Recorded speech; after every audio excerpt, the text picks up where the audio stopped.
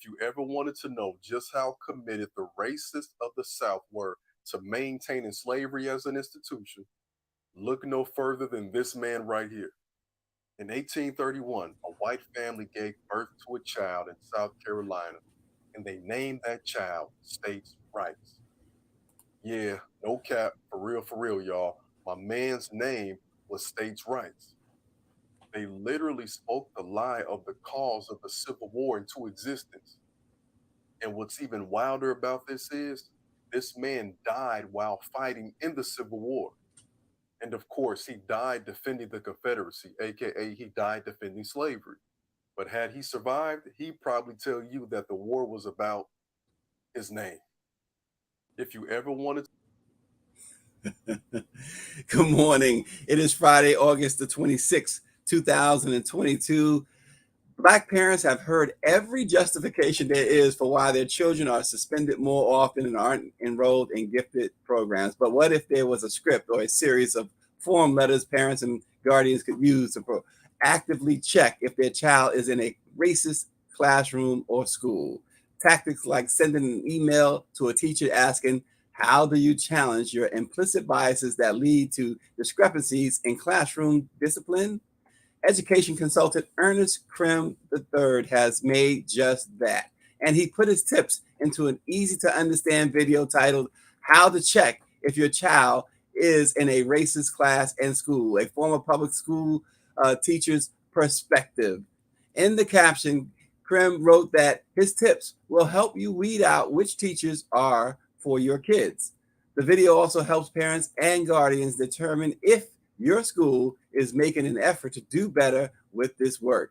With such practical advice, Prim, a former high school history teacher living in the Chicagoland area, has gained a sizable following, nearly 314,000 people on TikTok and another 31,000 on Instagram for videos that, as his Instagram bio explains, use Black history to empower, educate, and eradicate racism.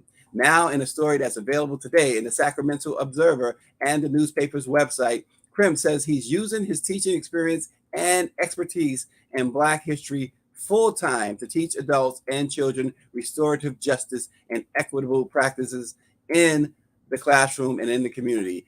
Ernest Crim will join us this morning. But first, a couple of headlines to start your Friday.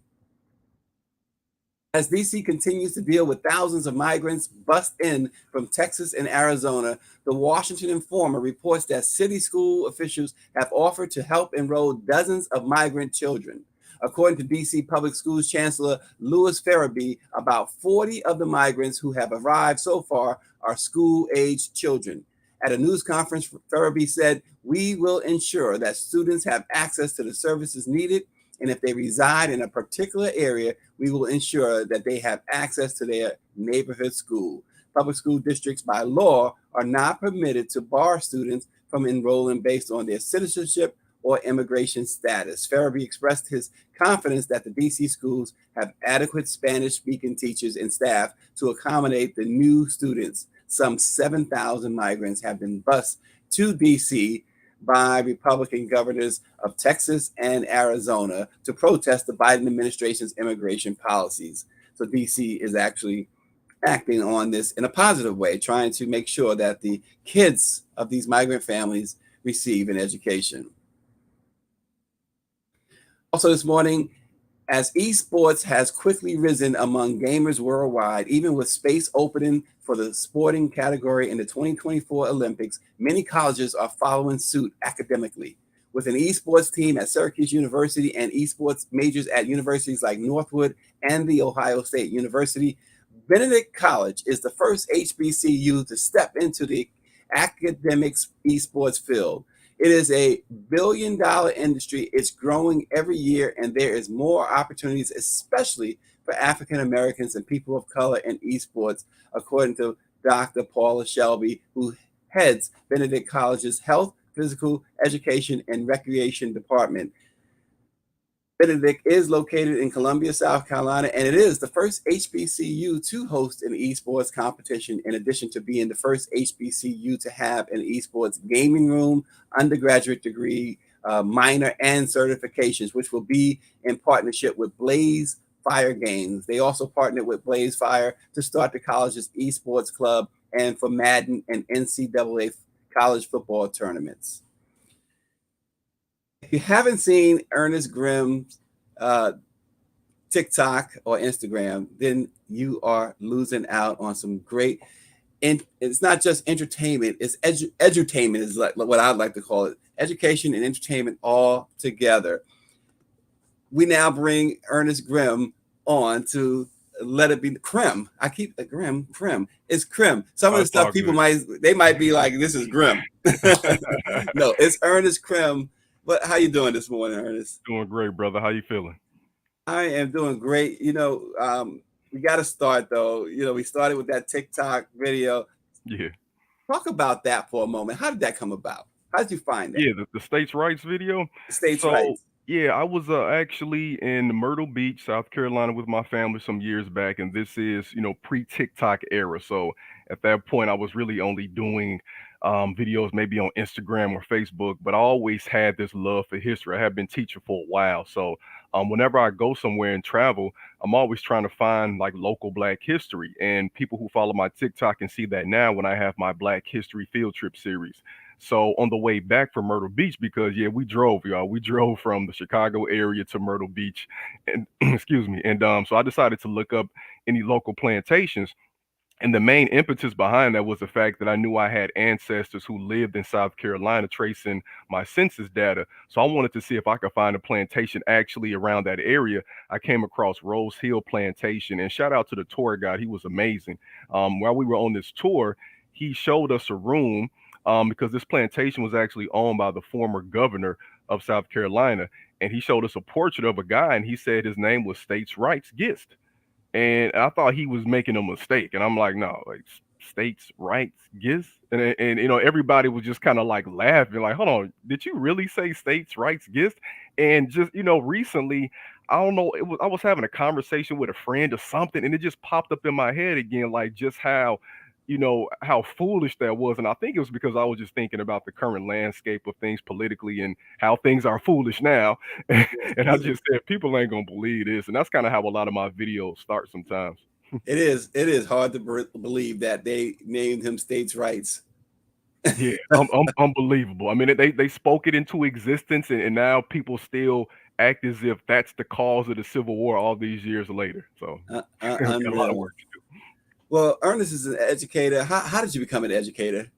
Well, first off, I grew up in a household where education was at a premium. My mother was an educator for many years, an administrator as well on the south side of Chicago. My father was someone who enforced that mindset in me. Like, every time we were together, he was someone who checked on us, asked about our grades, gave us words of wisdom. I had a house where there were books everywhere about Black history. I always tell people I grew up in a Malcolm X household. Like, my mom was really big on teaching us about him and also exposing us to information about him. I grew up in an era where Harold Washington was elected. My mom always tells me she was pregnant with me while she was campaigning for him. So like this is something that I feel like I was born to do, because it wasn't just that I was raised in the household, but it was like the whole environment. And we had these conversations growing up, and it was just something to where I never actually wanted to be a teacher though, but I think it was subconsciously in me. And when I went to college, I almost flunked out after my first semester. So I decided to take a Black history course because I said, well, look, psychology must not be my thing, but I've always wanted to take a Black history course out of curiosity. And the rest is history, as we say, right? Because I fell in love and I haven't turned back since. And I wanted to share that information with our community because I knew it could help us undo the past harms we've been faced with. Yeah, and you are using your platform to teach about Black history. How do you teach students to use Black history to address today's social issues? Yeah, it's a great question. So what I do is I actually have a mentoring program that's called Reclaim the Crown that focuses on this. And the the foundation of that is this belief and understanding that Black people do not actually have to make progress. And that's something that sounds a little foreign to people, but the way I break this down is actually off of a Chris Rock interview, which a lot of people probably won't think of it. They'd be surprised to know that, but sometimes comedians could be philosophers. And he made this point of saying that, to say Black people have made progress is to say that Black people deserve to be segregated or that they deserve to be enslaved. And that's kind of the foundation behind how I want to use history. It's to say that we already deserve the best. We are already great and amazing people. We just have to reclaim and find out that past, that history that has been hidden from us. And all we have to understand is like if you want to know how powerful it is, you have governors, you have former presidents who want to ban your history from being taught. And it's the same thing, it's the same mindset of those who banned us from reading because they knew once we figured out how to read Frederick Douglass, we were going to break free. They knew once we knew how to read, we were going to fight back. So for me, it's explaining to kids that history is not the past, it's living through us right now. If we're talking about racism from 60 years ago, you see remnants today. The language has changed. All I have to do is say, look, kids, you see how, we were talking about George Floyd some years back, 2020, Breonna Taylor. Okay, look at this clip of Malcolm X talking about police brutality. Yeah. Look at we're talking about January 6th. Okay, look at how this Capitol building was stormed all these years back. And in their mind, I can see this pause come over them because they're looking and they're saying like, well, dang, did anything really change? And my mindset, the perspective I give these kids is history it's a cycle, and we have to figure out if we want to break the cycle that we keep experiencing or if we want to begin a new one. And that's how history is best used, in my opinion. Wow. And David Youngblood, who after making fun of me this morning with the name Crim, he writes in that we are already great and our contributions are unparalleled. He also writes that we rebelled walking off the boat. And tell us, along those lines, you talk about something called Black August. Yeah. And a lot of people, when you mention Black August, and I got to tell you, I drew a blank for a moment too. Mm-hmm. But tell us about Black August. Yeah, so Black August, and I actually been meaning to make a video about that. I don't think it gets enough attention. Black August was something that actually was commemorated in the 70s in the California penitentiary system. Which is ironic about this is it became a thing around the same time that Black History Week expanded to Black History Month, federally anyway, in the 70s. But it was a cause to bring reverence to those Black revolutionaries in our community because there were so many instances and parallels in August. You had like Nat Turner's rebellion, you had the Haitian Revolution, you had like Nelson Mandela was arrested, and there were all of these. You have 1619, like when Africans were enslaved, they were brought here in August of 1619 in Virginia. So all of these like these parallels, these similarities come together, and it's just a cause for us to say, hey, this Black History Month is everything, but Black August is for us to reflect on our revolutionary spirit, that spirit that says we must fight back, we must live out our history, we must live our truth, and we must be who we are supposed to be to the fullest extent. And as I was saying in the interview, it's not something that is talked about and discussed enough, primarily because it cannot be profited off of. You cannot you cannot have a commercial about Nat Turner's revolution or about the Haitian Revolution. You cannot commercialize that. And we see, a few years back when brother Nate Parker came out with that movie, that movie did not get the promotion it deserved. And it was a great movie if anybody hasn't seen Birth of a Nation. But there's no way around that. There's no wiggle room. But in this day, there are so many transferable skills to understand from those revolutions, because the revolution today could be we create our own education centers, our own education spaces. We write and tell our story. We teach our kids how to be self-sufficient. We teach our kids how to navigate within these racist systems, and I think it's of the utmost importance today. And, with that said, I think I need to do a better job of elevating that because we don't discuss it enough, in my opinion. This guy drops TikTok videos and now he's dropping knowledge on us, y'all. I like it. I love it. So, Ernest, and speaking of TikTok, so you made this video, how to weed out racist teachers. Why was that important, and what was the response? Yeah, so it's important because look, I'm still an educator. I just don't teach in a public school because I don't want anybody to get it misconstrued. I have an online course. I teach online. I'm a certified teacher. I'm still an educator. I taught in the school system. Like I know how things go behind the scenes. I have kids who are in elementary school, so I know how things go from the parenting perspective. I see how things go politically right now. I went through education college. I know what we're taught and what we're not taught. Like we are not taught about diversity and equity. Like, these educators, they have to do is pass their tests. You only have to be book smart to be a teacher.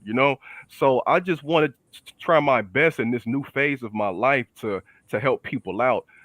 Beyond providing Black history content, again, I want to be a living example of what Black history content can be used in terms of activism and advocacy, because I advocate so hard for us because I know our history, because I know a brother named Henry, I think his name was Harry Beecham.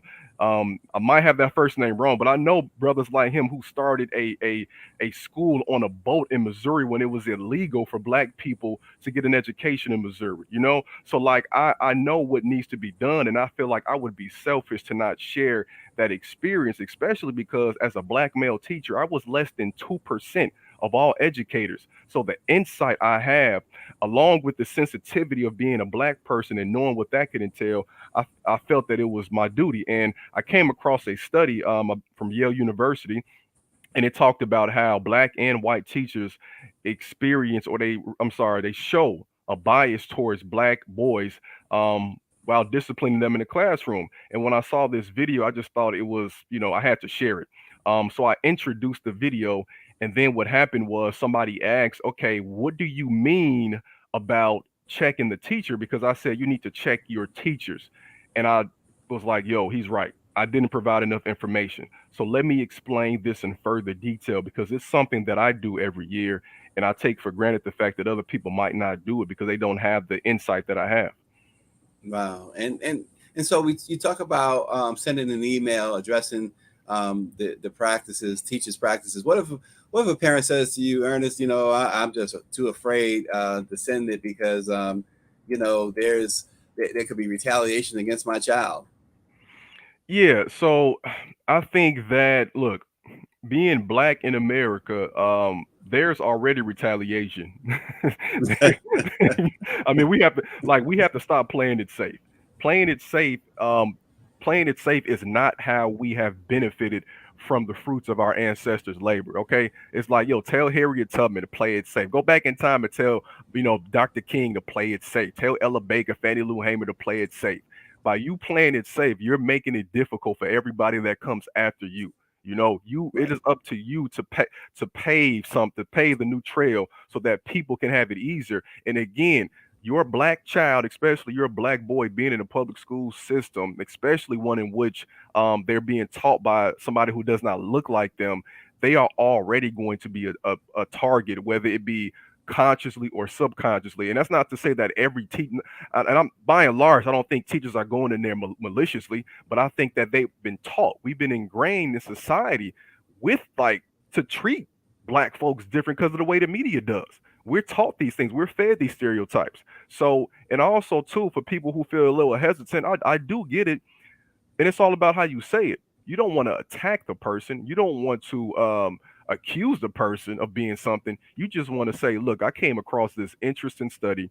I just want to make sure, because I'm very concerned about my child's education. There's this thing psychologically, constructive criticism. You know how you always you start off with something good first, right? So it's really just, yo, thank you for your commitment to education. Thank you for what you're doing. Thank you for teaching my child so far this year. I just have a few questions, if you don't mind. And it's that simple. Yeah. So these social media platforms, especially like TikTok and Instagram, I mean, you have such a large following. Is this obviously you using it as a way to educate? Because critical race theory, of course, or this so-called critical race theory, they don't want to talk about any of this in schools. Are there other methods that is being used that you know of that gets around these prohibitions against talking about anything related to history? Yeah, so there's a lesson plan called the Preamble Project that I came across recently. This was actually put together by a producer friend of mine. I was on a PBS documentary a few years back called Divided We Fall, and I've been in touch with the producer, and he created this template called the Preamble Project, which is to be taught during Constitution Week. And basically, what it does is it causes children around the country, elementary to high school, to reflect on the first three words of the preamble, we the people. And this is important because the person who advocated for we the people to be included was this guy named Gouverneur Morris, not Governor Morris. His first name was Gouverneur. Again, another Okay. interesting name. Yeah. Another See? interesting name. Another States' we, rights. we always talk about black American names. Oh, come on now, Gouverneur. But shout out to this guy. So he was an anti-slavery advocate. He was the one who was proposing that New York get rid of slavery. He was the most ardent proponent of slavery during the Constitutional Convention. All of that. We don't talk about this guy. I didn't know about him until recently. So he wanted to include we the people to literally mean everybody. So it wasn't like how Thomas Jefferson said, "All men are created equal." And he meant white rich man. No, this guy was talking about that. So if you download the Preamble Project, for example, you're talking about the Constitution, which is you have to talk about it during that week. It's a federal law. You know what I'm saying? Nobody's gonna knock down your door, but it's supposed to be a law. But while talking about that, you mention this man, you mention his stance. Then you might also mention the Three-Fifths Compromise. You might also mention the fact that most of the so-called founding fathers enslaved people. And also too, and I'll just say this. I know there's a lot of fear. I've seen teachers of all backgrounds, black, white, Hispanic, getting fired for wanting to teach kids the truth. I saw a teacher, I believe in Texas, get reprimanded for showing his kids where they can access these banned books, I believe, of in the New York library online. Right. So like I know these are trying times. But again, I'm a student of history. I'm so bold because I know what we were up against before. So what we're up against now pales in comparison, being honest. But like our ancestors, they refused to get on a bus for a year and some change, for change. Mm. We have people who sat in college kids. We have Fred Hampton who was starting the Chicago chapter of the Black Panthers at like 19 years old. So I think the least we could do, the very least, is to teach our kids the truth anyway. I mean, Yeah. like I'm just and I understand the reservations. I understand because you got your job might be on the line. Um, have conversations with people in your school that are like-minded, but I believe that this information is too important for us to say I'm not going to mention slavery because I'm scared. Well, Reach out to me. well, all you just said though is the reasons why that we hear they don't want it taught, right? Exactly. And let's talk like look, Columbus, Ohio, right? They just went on strike. And I think their demands were met in less than a week. When you get people who are like-minded galvanized behind a central cause, change is gonna happen. We just have to be courageous enough to speak up about it and find like-minded people. It's power to the people. Well, let me go back for a moment. Earlier, you mentioned like your mom kind of ingrained Malcolm X into you. Did you ever ask her? Does she ever talk about why Malcolm X? I mean, there's so many figures that could be used as great examples. Malcolm X, of course, being one of them. Yeah, But yeah. why Malcolm X? Yeah, because well, I guess it goes a little back a little bit further because my mom was a child of Jimmy Knight, and for those who don't know, I don't expect you to. That's my grandfather on my mom's side, but my grandfather on my mom's side, he did not play. Korean War vet, rest in peace. He worked at the post office for 30 years. He had three daughters. He was raising his kids. He's from Chattanooga, Tennessee, moved to Chicago on the South Side, and he was raising his kids at a time where there were a lot of issues, and he had to teach these three girls how to defend themselves, and he had to oftentimes help defend them. So I believe that my mom seen that approach, and my mom's a chip off the old block. I'm a chip off the old block. I think it was just paramount for her too, because of course we got tremendous love and respect for Dr. King as well, who was one of our great all-time great leaders, of course. I just think for Malcolm X, it was like growing up in the hood, growing up in the city. It was a little more practical because you got to learn how to defend yourself, or you'll be eaten alive in some of these neighborhoods. And I think too, I think honestly, I tell people this. I think that you have to become Malcolm X internally, and then you can become Dr. King politically, if that makes sense. Mm. Because I believe that Malcolm X teaches you to have strong reverence and love for who you are, as an individual, how we view each other. Because the Nation of Islam, they were about building up the black community, being self-sufficient. Dr. King says, I'm gonna agitate politically, and we needed both, you know? So I think that it's important for us to learn that so then we can effectively agitate politically.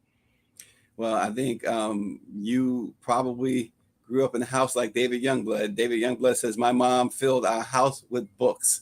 And that's important, right? Because Mhm. we talk about critical race theory and not being taught history in schools, but there's nothing to stop it from being taught at home, right? Exactly. And that's the main thing. And that's what I really want us to understand, that we are the first educators. We are like, school is really supplementary. It's almost like when you take a supplement. Supplements only work if you are eating relatively healthy. You can't like eat horrible every day and then take some sea moss, or you take a multivitamin or whatever. So by the That would time be me. and we all do that sometimes. So it's like we want to send our kids to school already understanding who they are, and then they're just learning a different type of system. And also too, for those who are still concerned, I have an online Black History course, because I understand that can be a difficult thing, especially because I've committed my life to this. But I Yes. understand that just like I have, people have committed their life to other things, and it might not be in the same realm, so they might not feel comfortable. So there are options out there. There's me. There are various other people as well. Well, give everybody your TikTok and your social media. Where can they follow you? Definitely. So I'm on TikTok and Instagram at MRCrim3. That's at MRCRIM3. You can also find me at ErnestCrim.com, linktree.com/Mr. Crim3. I'm here as a resource for anybody who needs help. Wow, listen, y'all got to check out his social media. The TikToks are extreme. What they say, they're off the hook. But we Appreciate it, brother. appreciate you. We appreciate the Sacramento Observer for lifting this story up. Very, very timely, as school is about to start again and has started in some areas. And of course, we know this idea of critical race theory is all throughout the country. So very great job by the Sacramento Observer and Word in Black, of course. And certainly Ernest Crim. We thank you so much. We also want to say congratulations to the boss, the president and CEO of the National Newspaper Publishers Association, is receiving an award tonight, President Joe Biden's award. He is among a few that are receiving this honor for his lifetime of service and the struggle, his service overall. A member of the leader of the famed Wilmington 10, the political prisoners from the 1970s. Dr. Chavis has carved out such a legacy. And we today we tip our hat to the boss, Dr. Benjamin F. Chavis Jr., who's receiving an amazing award from President Joe Biden. Thanks for joining Let It Be Known, and we will see you on Monday.